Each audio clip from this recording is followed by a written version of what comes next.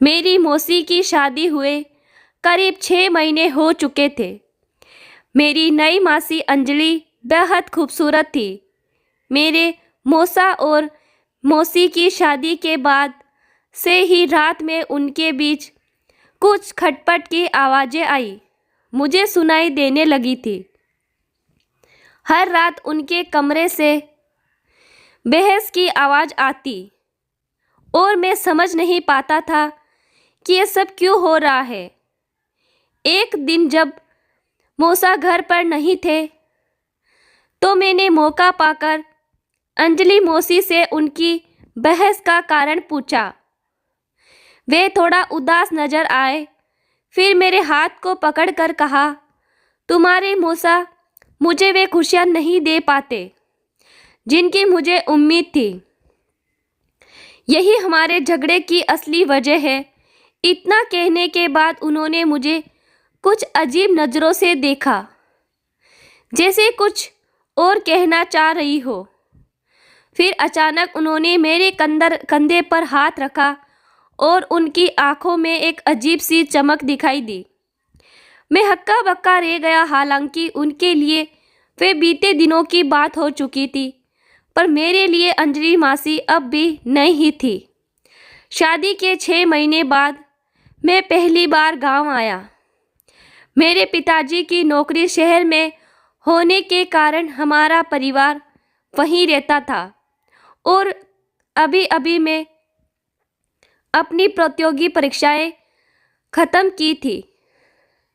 इसीलिए मैं कुछ दिनों के लिए गांव जाने का मन बना चुका था। गांव के घर में मेरे छोटे चाचा रहते थे। शादी के तुरंत बाद हम पिताजी की नौकरी की वजह से ज़्यादा रुक नहीं पाए थे, लेकिन इस बार मैं कुछ दिन रुकने वाला था। गांव पहुंचते ही मैं घर के अंदर जाकर अपना बैग रखा, तभी रजनी चाची मेरे सामने पानी का गिलास लेकर आई। वे कुछ कहे बिना पानी देकर जल्दी से चली गई। मैंने ध्यान दिया कि वे हर समय पल्लू ओढ़ कर रहती है। उनकी नज़ाकत और सौंदर्य ने मुझे एक अलग ही एहसास दिया, लेकिन मैं उनके साथ ज़्यादा समय नहीं बिता पाया था। अगले दिन मैं गांव के अपने दोस्तों के साथ तालाब पर तैरने चला गया। शहर में इन सब चीज़ों का अनुभव नहीं होता और इस गांव का सुकून कुछ और ही था। गांव आने के बाद हर दिन कुछ नया अनुभव हो रहा था। 2-3 दिन तक समीर के साथ तालाब में तैरने और उसके फार्म हाउस पर प्राकृतिक सौंदर्य का आनंद उठाते हुए समय बीत गया। समीर के साथ मस्ती करते वक्त मुझे एहसास हुआ कि पिछले कुछ दिनों में समीर के साथ घूमने के बजाय मुझे चाची की ओर ध्यान देना चाहिए था। चाची ने धीरे धीरे मुझे नहलाना शुरू किया, लेकिन उनकी नज़रें एक बार भी मेरी आंखों से नहीं मिली। उनकी झिझक और शर्म का भाव साफ झलक रहा था, लेकिन उनके हर स्पर्श में एक अजीब सी गर्माहट और गहराई थी जो मेरे दिल में हलचल पैदा कर रही थी। मैंने धीरे से उनसे बात करने की कोशिश की। चाची, आप हमेशा इतनी चुप क्यों रहती है? आपसे बात करने का मन करता है। चाची ने बिना मेरी ओर देखे कहा। ऐसी कोई बात नहीं है, बस यूं ही। उनके संकोच से भरे शब्दों में एक अलग ही मासूमियत थी। नहाने के दौरान हर पल जैसे एक नया एहसास पैदा कर रहा था। शायद ये वही पल था जब मुझे समझ आ रहा था कि चाची के साथ बिताए हुए ये पल अब कुछ खास होते जा रहे थे। शायद चाची मेरे मजाक से कुछ शर्मिंदा महसूस कर रही थी। उन्हें थोड़ा सहज करने के लिए मैंने हल्की सी शरारत में अपने शरीर पर लगे साबुन के झाग उनके गाल पर लगा दिया। चाची ने मेरी इस मस्ती पर कुछ नहीं कहा, लेकिन उनकी आंखों में हल्की सी मुस्कान दिखाई दी। जब मैं नहा रहा था तो उनके सिर का पल्लू बार बार नीचे खिसक रहा था और वे उसे बार बार ठीक करने की कोशिश कर रही थी। पल्लू बार बार उठाने की वजह से एक बार साड़ी का पल्लू अचानक से पूरी तरह नीचे गिर गया। मैंने कभी चाची को उस नज़र से नहीं देखा, लेकिन उस पल में उनकी खूबसूरती मेरे सामने एक अलग ही रूप में आई। वे बेहद सुंदर लग रही थी। चाची ने तुरंत अपना पल्लू वापस रख लिया और शर्माते हुए बोली, अभिनव, अब तो खुद ही अपने शरीर पर पानी डालो, मैं बाहर जा रही हूँ। ऐसा कहकर वहाँ से बाहर चली गई। मैं पानी डालकर अपने शरीर को साफ किया और तौलिया लपेटकर बाहर आ गया। बाहर आकर देखा कि दादाजी कहीं दिखाई नहीं दे रहे थे। बाथरूम से निकलते ही मैं सीधा चाची के कमरे में चला गया। चाची साड़ी बदल रही थी और जैसे ही मैं कमरे में कदम रखा, उन्होंने जल्दी से अपने कपड़े बदल लिए थे। मुझे देखते ही वे थोड़ी चौंक गई और बोली, अभिनव, तूने अभी तक पूरे कपड़े क्यों नहीं पहने? मैंने शरारत में कहा, चाची, मुझे आप नहलाई है तो मेरे बाल भी बनाओ। तुम्हारे मुलायम हाथों का स्पर्श बहुत अच्छा लगता है। अब मैं रोज तुमसे ही नहाऊंगा। मेरी बात सुनकर चाची ने हल्की सी नाराज़गी जताते हुए कहा, नहीं, ऐसा नहीं चलेगा। लेकिन उनकी आंखों में एक नटखट सी मुस्कान झलक रही थी। मैंने उन्हें शांत करते हुए कहा, मैं तो मजाक कर रहा था। अपनी प्यारी चाची के साथ थोड़ा मस्ती करने का हक तो है ना। मुझे चाची मेरी इस बात पर हंसने लगी। ये पहली बार था जब मैं उन्हें इस तरह हंसते हुए देखा। जैसे ही मैं अपने बाल सुखाने लगा तो चाची अपने कमरे से बाहर जाने लगी। तभी मैंने उनका हाथ हल्के से पकड़कर पूछा, तुम हमेशा इतनी थकी हुई क्यों दिखती हो? सब कुछ ठीक तो है ना? मेरी इस बात पर चाची ने कुछ नहीं कहा, बस हल्की सी मुस्कान के साथ वहाँ से चली गई। उस रात जब मैं अपने कमरे में आराम कर रहा था तो मुझे चाचा और चाची के कमरे से कुछ अजीब सी आवाज़ सुनाई देने लगी। चाचा का कमरा मेरे कमरे के ठीक बगल में था और वहाँ से उनके आपसी विवाद की धुंधली आवाज़ आ रही थी। ये ऐसा था कि मानो दोनों के बीच कोई गहरी बात चल रही हो, जिसे सुनकर मेरे मन में हलचल होने लगी। उस रात दादाजी छत पर सोए हुए थे, इसीलिए शायद उन्हें चाचा चाची के बीच हो रही बातें सुनाई नहीं दी होगी, लेकिन मुझे साफ सुनाई दे रही थी। मैं ढंग से अपने कमरे से बाहर निकला और धीरे से चाचा के कमरे की ओर झांका। कमरे में हो रही बातचीत से मुझे समझ में आ गया कि चाचा इस बात से नाराज़ थे कि चाची बिना उन्हें समय दिए ही सो गई थी। मुझे ये सब सुनना ठीक नहीं लग रहा था, क्योंकि यह उनकी निजी बातें थी। मैं वापस अपने कमरे में लौट आया, लेकिन उस रात की बातें मेरे मन में घूमती रही। अगली रात जब सब कुछ शांत लग रहा था तो चाची की कुछ हल्की और सामान्य आवाज़ें फिर से मेरे कानों तक पहुंची। मैं बेचैन हो गया और इस बार उत्सुकता इतनी बड़ी कि चाचा के कमरे में झांकने का मन बना लिया। जैसे ही मैं अपने कमरे से बाहर निकला और धीरे से चाचा के कमरे की ओर बढ़ने लगा, तब अचानक मुझे दादाजी की गहरी आवाज़ सुनाई दी। दादाजी शायद छत से नीचे आ गए थे। उनकी भरी और सख्त आवाज़ सुनते ही मेरा दिल जोर जोर से धड़कने लगा। चाचा की आवाज़ भी तुरंत बंद हो गई। शायद उन्होंने भी दादाजी की आवाज़ सुन लिया। दादाजी 60 साल के थे, लेकिन उनकी शारीरिक और मानसिक स्थिति ऐसी थी कि वह अभी भी काफ़ी सख्त और दृढ़ नज़र आते थे। उनकी उपस्थिति ने मुझे छोड़ दिया और मैं बिना कोई देरी किए सर झुकाकर वापस अपने कमरे में भाग आया। अगले दिन नाश्ते के समय भी मैं चाचा चाची के बीच एक अजीब सी खामोशी और तनाव महसूस किया। दोनों की आंखों में एक अनकही दूरी और खिंचाव था, चाचा नाश्ता खत्म करते ही रोज की तरह टिफिन लेकर अपनी दुकान के लिए निकल गए, लेकिन चाची की उन अजीब आवाज़ों की गूंज मेरे दिमाग में बार बार दोहराती रही और जब मैं उन्हें देखा तो मुझे थोड़ा अजीब और शर्मिंदगी महसूस हुई। नाश्ता करने के बाद मैं अपने कमरे में वापस चला गया। मोबाइल पर स्क्रॉल करते करते अचानक मुझे नींद आ गई। जब मैं नींद से जागा तो अपने कमरे से बाहर निकला तो देखा कि घर में कोई हलचल नहीं थी। बाहर ना तो दादाजी नजर आए और ना ही चाची। मैं थोड़ा हैरान हुआ।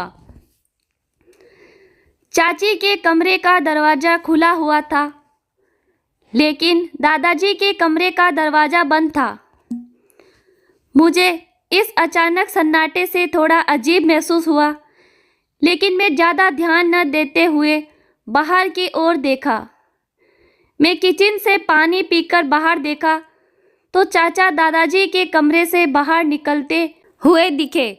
उनके शरीर में थकावट थी और वे बार बार अपने हाथों को सहला रही थी।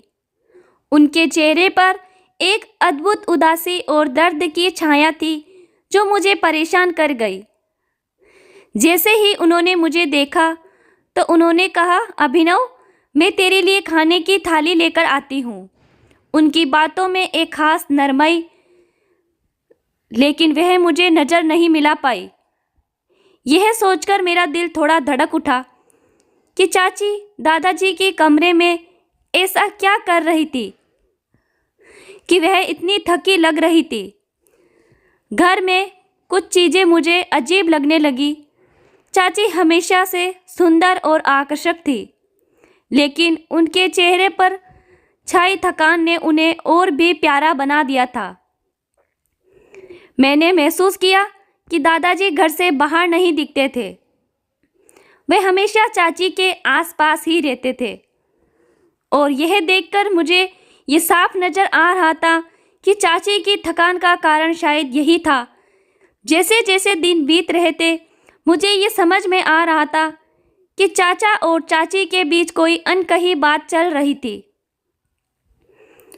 चाची शायद चाचा को वह समय नहीं दे पा रही थी जो वे चाहते थे, इसीलिए चाचा हर दिन चिड़चिड़ा हो जाते थे और दोपहर जब चाचा दुकान पर होते तब चाची कुछ घंटे तक दादाजी के कमरे में रहती थी। जब वे बाहर आई थी तो उनकी आंखों में एक अलग सा गहरा भाव था। मैंने इस दौरान चाचा के बिना का माहौल महसूस किया। जब चाचा एक दिन अचानक दोपहर में दुकान से जल्दी बंद करके घर लौट आए। वे कुछ सामान लेने शहर गए थे और मुझे पता था कि वे देर रात तक घर पहुंचेंगे, लेकिन जब वे शहर पहुंचे तो उन्हें पता चला कि जिस इलेक्ट्रॉनिक सामान के लिए वह आए थे वे खरीदने में उन्हें 2 दिन और लगेंगे। चाचा के शहर में रुकने का 1 दिन का समय 2 दिनों में बदल गया। मेरे माता पिता ने उन्हें 2 दिन और घर पे रुकने के लिए कहा। अगले 4 दिन तक चाचा घर पर नहीं थे और इस दौरान दादाजी ने छत पर सोने के बजाय चाचा के कमरे में जाकर सोना शुरू कर दिया। एक रात जब मैंने देखा कि चाची दादाजी के कमरे में जा रही थी, उस समय में ध्यान नहीं दिया, लेकिन आधी रात को जब अचानक खांसी आई तो मेरी नींद खुल गई। पानी पीने के लिए जब मैं रसोई की ओर बढ़ा तो मेरे मन में चाची के प्रति एक अलग सा आकर्षक और जिज्ञासा थी। क्या बस सच में थकी हुई थी या कुछ और चल रहा था? मैंने सोचा और मेरे दिल की धड़कनें तेज हो गई। जब मैंने देखा कि चाची दादाजी के कमरे से बाहर आ रही थी, उस समय उनका चेहरा थका हुआ और चिंता में डूबा हुआ था।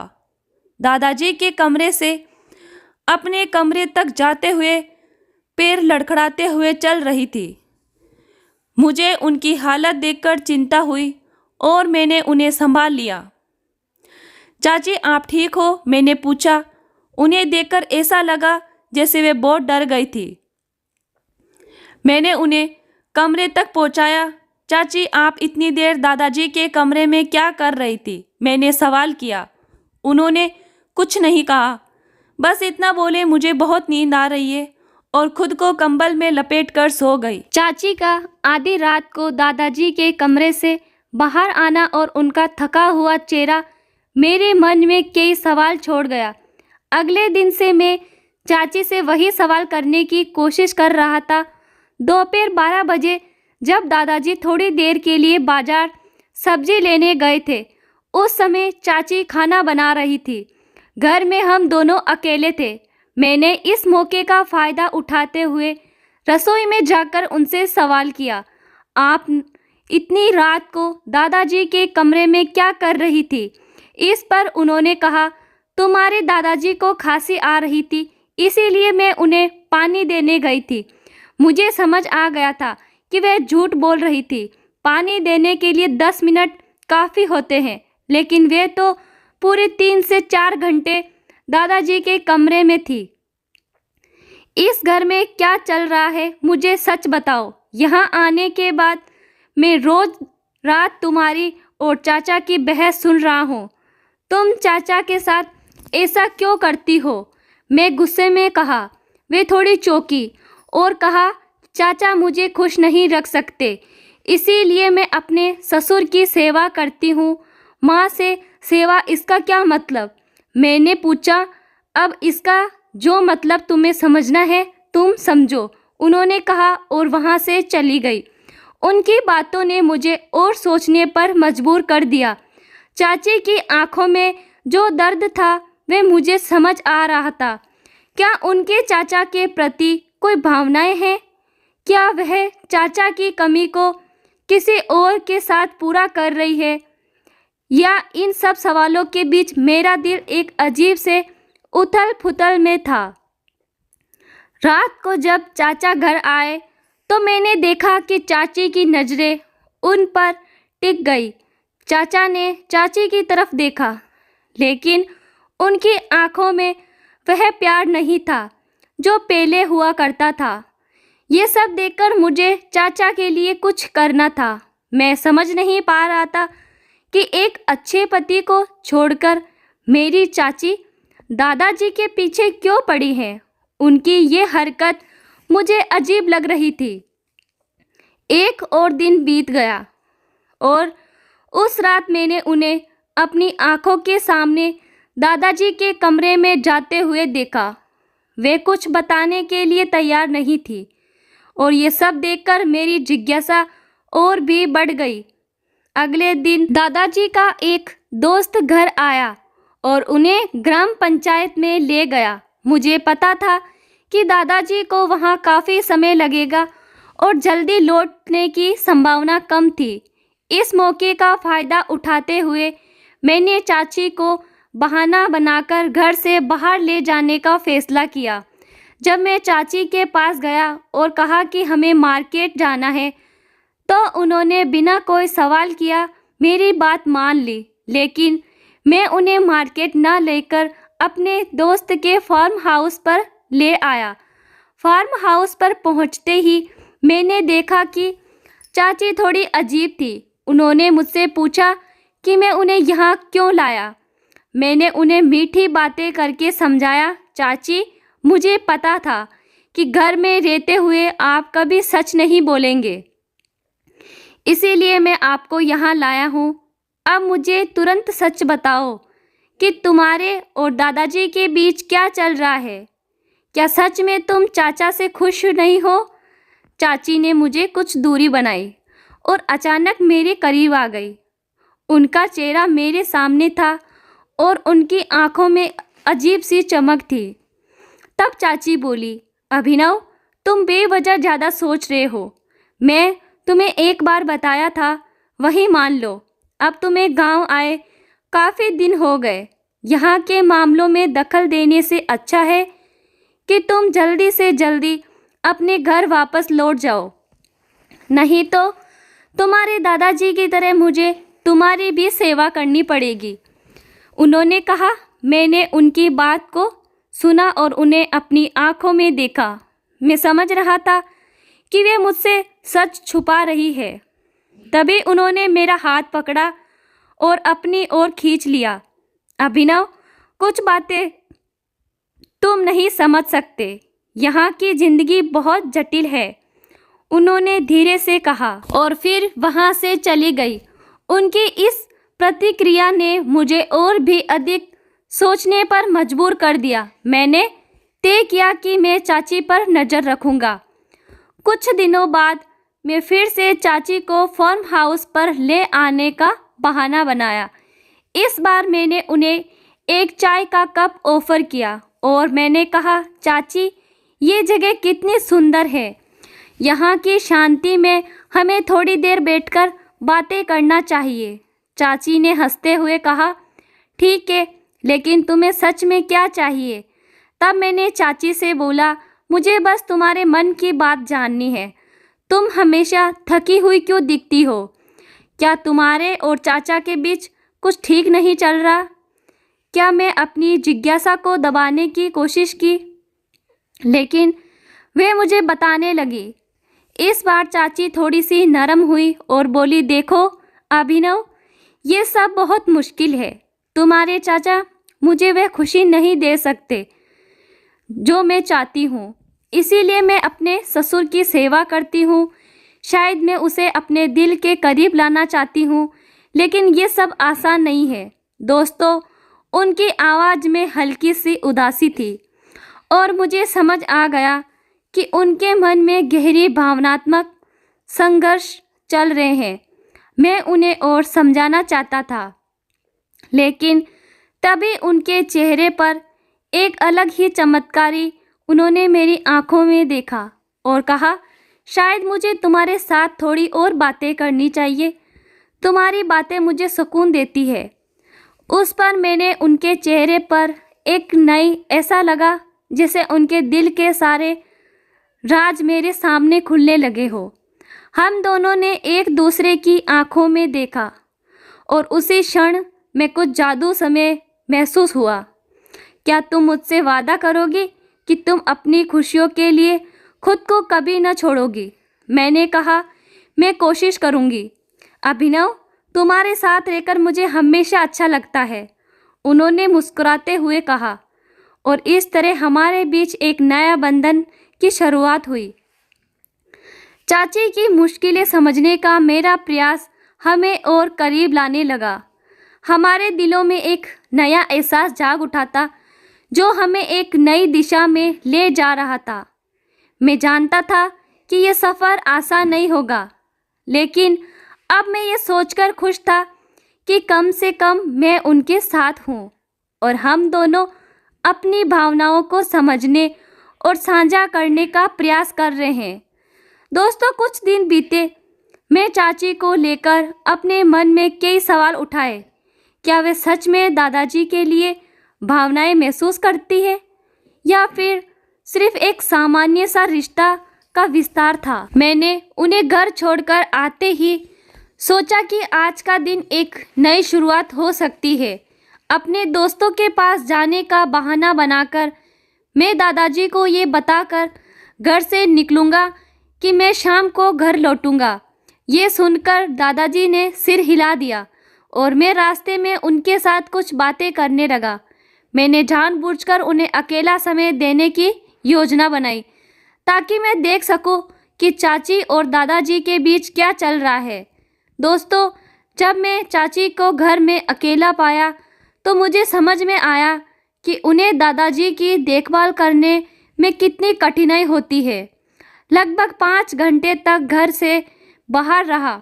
मेरी आंखें चाची की हरकत पर थी।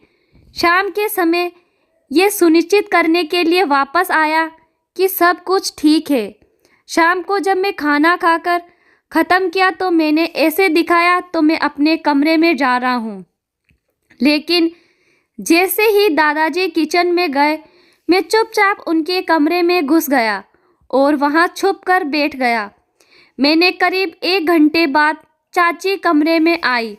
मैंने देखा कि वे उनके पैरों की मालिश कर रही थी, लेकिन दादाजी के बातों में कड़वाहट थी। वे चाची से ऐसी बात कर रहे थे जैसे वे नौकरानी हो। ये सब देखकर मेरा दिल भर आया। चाची के चेहरे पर जो थकान थी वह मुझे और स्पष्ट दिख रही थी। उसने दिन भर घर के कामकाज में बाद भी दादाजी का ध्यान रखा था। अब मैंने ठान लिया कि मुझे इस रिश्ते को बदलना होगा। अगले दिन जब चाचा घर आए तो मैं सबके सामने कहा, चाचा अब आप और चाची हमारे साथ शहर में शिफ्ट हो जाए। पिताजी ने आपके लिए एक अच्छी सी नौकरी देख रखी है। लेकिन जैसे ही मैंने ये कहा दादाजी के चेहरे पर हैरानी छा गई। उन्होंने तुरंत चाचा से कहा, प्रकाश तुम और बहू कहीं भी नहीं जाओगे। अगर तुम दोनों चले गए तो मैं यहाँ अकेला कैसे रहूँगा। तब मैंने कहा, दादाजी चाचा और चाची यहाँ रहते हुए भी आप चाची की कदर नहीं करते हैं। उन्हें खुश रहने का हक है। क्या हम ऐसा नहीं कर सकते कि हम सब मिलकर एक नई जिंदगी की शुरुआत करें।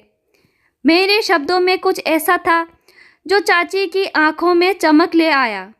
मुझे लगा जैसे मैंने उनकी आवाज़ सुन ली थी जिसमें एक अनकही कहानी छुपी थी। चाची ने मेरे चेहरे की ओर देखा और मुस्कुराई। उस पल में मुझे एहसास हुआ कि इस रिश्ते की डोर कितनी जटिल थी, लेकिन प्यार की शक्ति हर कठिनाई को पार कर सकती थी। इस प्रकार मैंने ठान लिया कि मैं चाचा और चाची के रिश्ते को एक नई दिशा देने में मदद करूंगा। क्या मैं सफल हो पाऊंगा? क्या चाची और दादाजी के बीच का ये अजीब सा बंधन टूटेगा? दादाजी की आंखों में आंसू थे और उन्होंने प्रकाश से कहा, मुझे माफ़ कर दो। तुमने इस गरीब घर की लड़की से शादी की और मैं उसके साथ इतना बुरा व्यवहार करता था। वे बिना किसी दहेज के हमारे घर में आई और इसीलिए मैंने उसे हमेशा नौकरानी की तरह व्यवहार किया। मैंने जानबूझकर उसे काम में उलझाए रखा कि ताकि वे रात को तुम्हें समय न दे सके और तुम्हारे बीच झगड़े होते रहे। अब जब अभिनव तुम दोनों को शहर ले जाने की बात कर रहा है तो मुझे एहसास हुआ कि मैं कितनी बड़ी गलती की। दादाजी ने अपने छोटे बेटे और बहू के सामने हाथ जोड़ दिए और बोले, तुम दोनों के बिना मैं यहाँ अकेला कैसे रहूँगा। ये सुनकर चाचा ने दादाजी को सहानुभूति दी। देखा उनकी आंखों में एक नई चमक थी, जैसे उन्होंने अपनी छुट्टी थोड़ी हो। उन्होंने धीरे से कहा, दादाजी हमने कभी भी आपके प्रति शिकायत नहीं की। हम सिर्फ आपका प्यार और समझ चाहते हैं। प्रकाश ने चाची की ओर देखा। उनकी आंखों में भी आंसू थे। मुझे पता है कि तुम्हें कभी खुशी नहीं दी। मैं तुमसे वादा करता हूँ कि अब से मैं तुम्हारे साथ और समय बिताऊंगा। तुम मेरी ज़िंदगी की सबसे कीमती चीज़ हो। चाची के चेहरे पर हल्की सी मुस्कान आई और बोली, मैं तुम्हें हमेशा खुश रखने की कोशिश करूंगी। उनकी बातों में एक नई उम्मीद और प्यार की गहराई थी। ये सुनकर दादाजी के चेहरे पर भी एक संतोष की लहर आई। उन्होंने कहा, अब हम एक नए अध्याय की शुरुआत करेंगे। इस दौरान अभिनव ने उन दोनों के बीच हो रहे बात को ध्यान से सुना।